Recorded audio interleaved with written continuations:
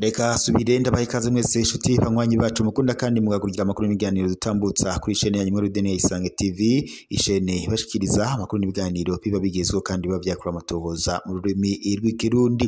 Ni niteka n'umunezero ntangire bigusubira kubana namwe banywanyi bacu mukunda kandi mugakurikira amakuru n'ibiganiro tubandanya gushikiriza amakuru n'ibiganiro biba bigezweho kandi biba vyakura amatohoza mu rurimi rw'ikirundi. Reka subire ndabaha ikaze amakuru yacu yo kuri iyi saha, hakaba ari amakuru na cane haraza gushimikira ku ngingo nkuru zikurikira. Amakuru yacu turayatangurira mu gisata ca politike. Wahoze hari arongoye umugambwe CNL Honorable Agathon Rwasa yatangaje ko yiteguriye kuzokwitoza mu kibanza c'umukuru w'igihugu mu matora yimirije mu mwaka wa 2027. Namuje kandi Honorable Agathon Rwasa yambuwe umugambwe wa CNL ugaca uragizwa n'Esori ntantoye Nestor yiri kwishaka kuri ubu ngubu akaba ari waramuswa uyu mugambwe.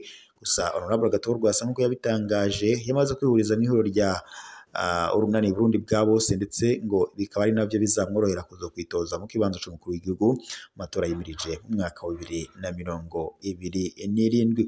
Naho mu yandi makuru, umukuru w'igihugu c'u Burundi Evariste Ndayishimiye ari kumwe n'umutambukanyi wiwe Angeline Ndayishimiye bifatikanyije n'abakristo bo mw'ishengero Methodist ni Paroisse Rohero mu nkuka y'imisa yo kuri uyu w'Imana igenekerezo rya 19 Gitugutu uyu mwaka.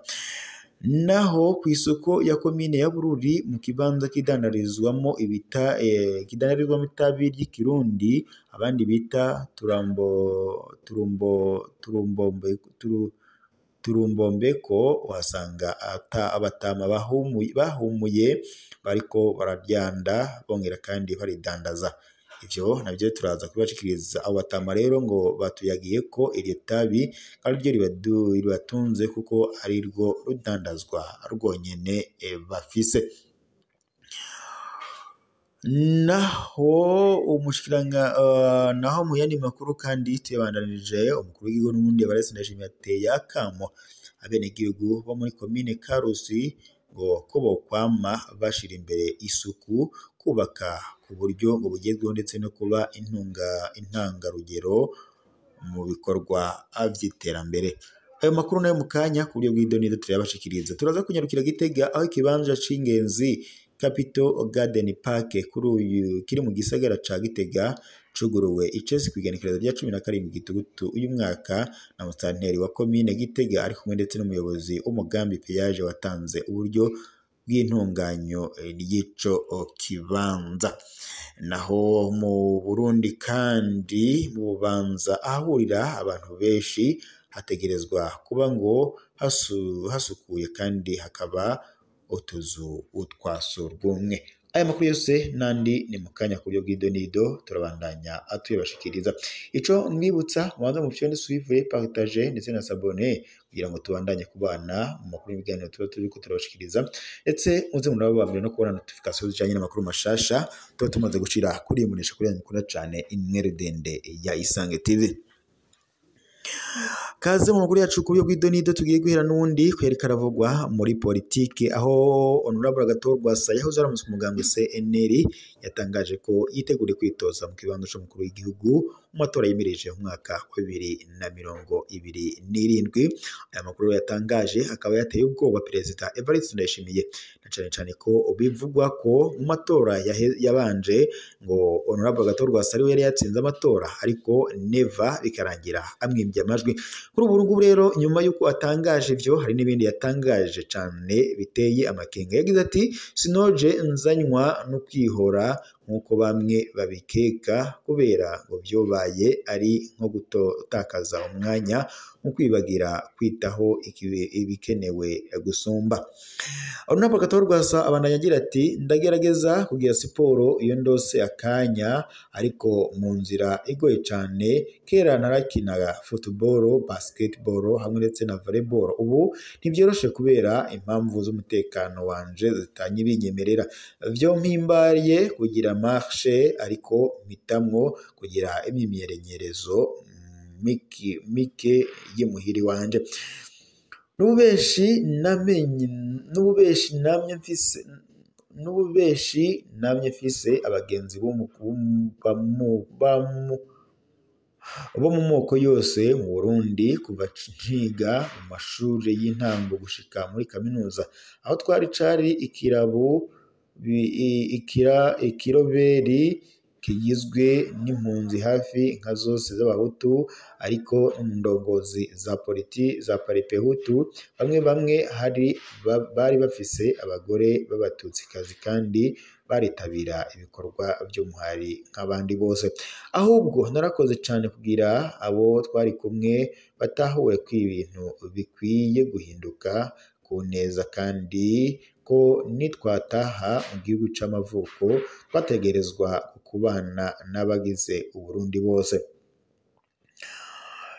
Naho mu yandi makuru reka tuyabandanirize n'ubundi kubiriko biravugwa ngaha mu Burundi.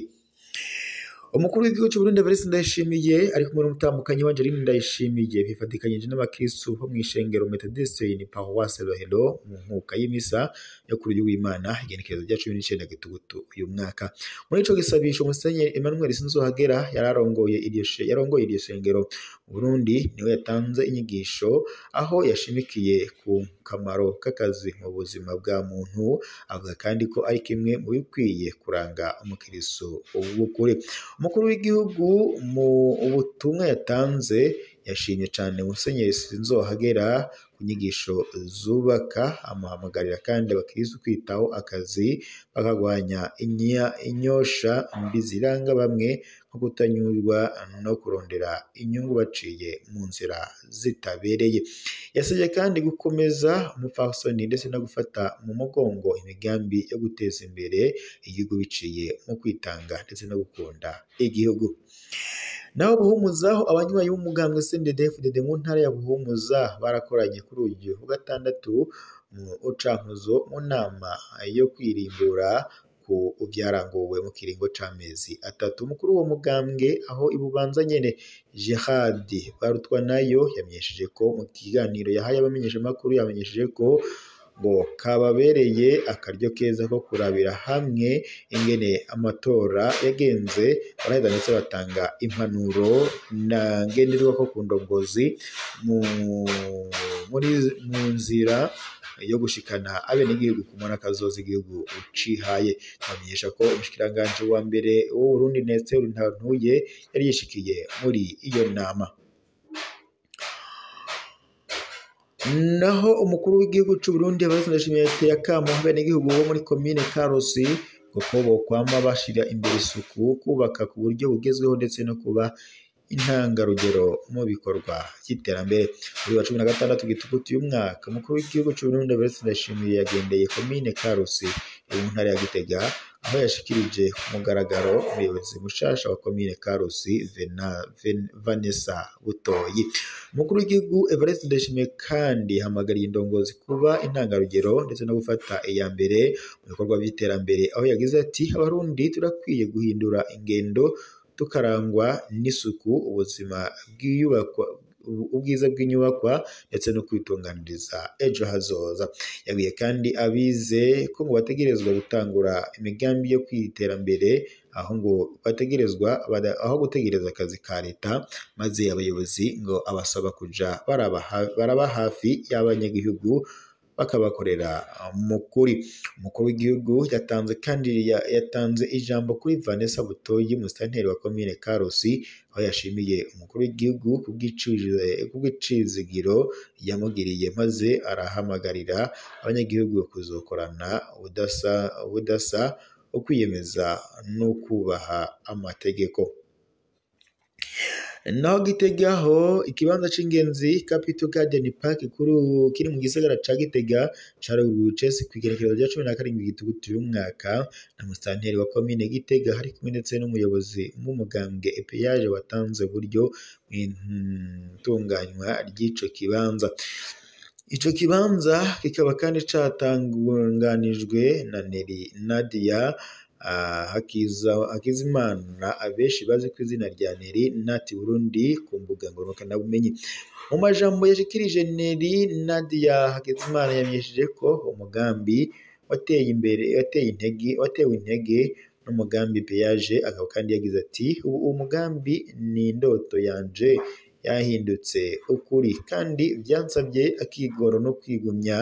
Natanguye gutunganya iki kibanza mu mwaka wa 2023 inyuma yo kukironka kw'imfashanyo ya Peyaje. Intumbero yanje ni ukwerekana akaranga k'igihugu cacu ndetse no guteza imbere igisata c'ingenzi. Neri Nadia ati asanzwe ari kandi nawe arongoye Natural Burundi Safari Tour, ishirahamwe ryo gutembereza ndetse no kwamamaza ibyiza by'Uburundi. Yavuze kandi ko agomba gutuma Kabito Garden Park iba ikimenyetso cyo guteza imbere umugambi wo kwakira ingenzi ugezweho. Yamenyesheje kandi ko hari amasezerano ari mu nzira hagati y'ishirahamwe ryiwe n'amashirahamwe yo muri Tanzania kugira bazane bimwe mu bikoko bizokorohereza igikundiro cico kibanza. Nari Nati yamenyesheje kandi ko yifuza guteza imbere ibifungurwa n'ibinyobwa kama aho byinshi ngo bizova mu bifungurwa byo mu gihugu kugira ngo ashimangire ibyo bita made in Burundi. Musitanteri wa komine Gitega Muganga Jacques Nduwimana yarashimye cyane iyo ntambwe. Akaba kandi yamenyesheje ko ayibonamwo incisho y'urwaruka ruriko bwitunganiriza imigambi. Ati turanezerewe cyane no kubona urwaruka rutangura imigambi y'iterambere nk'iyi. Uyu mugambi uzufasha mu guteza imbere ishusho ya komine yacu n'intara yose ya Gitega. Neri Nadi Hakizimana ni akaroro keza kurwaruka rw'Abarundi.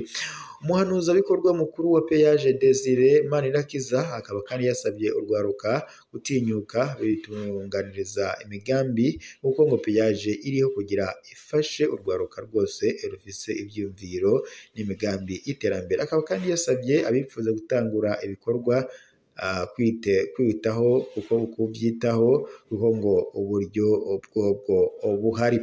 Naho ubanzaho ahahurira abantu benshi hategerezwa kuba hasukuye kandi hakaba utuzu twa sugumwe. Bishikirizwa na musitanteri wa komine Bubanza Simbagoye Jeremy, aho amenyesha ko abafise unywero, uburiro canke ibibanza bahuriramwo bakora ibikorwa ko bategerezwa kuba isuku rikwiye. Muri iyo ntumbero kuva ku igenekerezo rya 13 Gitugutu uyu mwaka hafashwe ingingo yo kugara ubunywero bw'inzoga ndetse n'uburiro butagira utuzu twa surwumwe.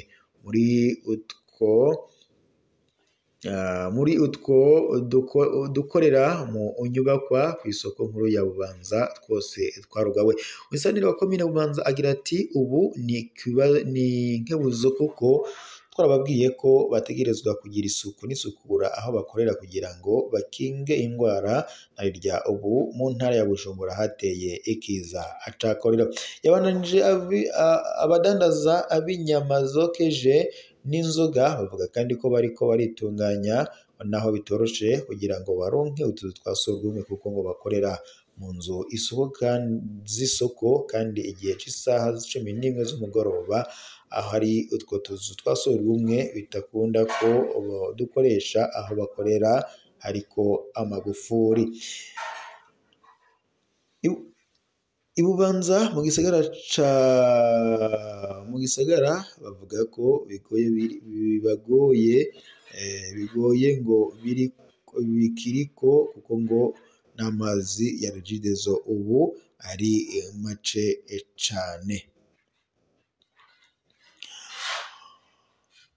Reka tubandane turabire hamwe mu yandi makuru n'ubundi ibiriko biravugwa na cane ku badandaza itabi nk'uko batwiganiye. Hari amakuru bafise bagomba kudushikiriza. Naho mu yandi makuru kandi Perezida w'u Burundi Evariste Ndayishimiye biravuga ko yasabye Ubufaransa ngo bumuhurize mu biganiro n'u Rwanda mu rwego rwo guhosha umwuka mubi uri hagati y'ivyo bihugu bibiri aribwo u Rwanda ndetse n'u Burundi. naho bururiho abaguzi b'agatabi baridoga ngo bagura batabanje guhonja ku isoko ya komine ya Bururi mu kibanza kidandarizwamo itabi ry'ikirundi abandi bita turumbombeko usanga abatama bahumuye bariko bararyanda bongera kandi baridandaza abo batama kandi twayaze batuyagiye bavuga ko iryo tabi ari ryo ngo ribatunze kuko ari rwo rudandazwa rwonyine bafise nubwo biruko kandi ngo hari ikibazo kidasanzwe ico naco akaba ari cuko ngo bibujijwe kunywera itabi ngaho mu kibanza c'isoko iryo rero ngo ivyo bituma kandi abadandaza bahomba kuko ngo burya ngo ntawugura itabi atabanje kuryumviriza uburyohe abaguzi nabo bakidonga bavuga ko hari aho bapfa kugura bashika muhira bagasanga ntiriryoshe amande y'ibihumbi 10 by'amarundi niyo atozwa umudandaza be n'umukiriya wiwe mu gihe basanze ariko aranywa itabi mu isoko aba badandaza b'itabi basaba guhabwa ikibanza ciyaguye inyuma y'isoko kugira ngo abagura baze barahonja batarinze gutumurira umwotsi ku bandi ico mumenya nuko amababi abiri y'itabi agurwa amafaranga 1000 y'amafaranga y'amarundi nkuko babitwiganiye reka rero mbashimire mwese mwari kumwe natwe mu kuri ibiganiro twariko turabashikiriza kuri isa dusuzira ngaha turaza gusubira mu kuraza kuba agezweko kuri iyi munomboresha kuri yanyu mukona canke n'udende Isange TV ije nibashikiriza mu kuri ibiganiro biba bigezweho kandi biba byakura mutoza mu rurimi rw'ikirundi reka dusozere ngaha mu cyone sovone suivre ndetse payetaje bya mutuje bana makuru ibiganiro bya misi yose tuba turiko turabashikiriza umwanya n'umwanya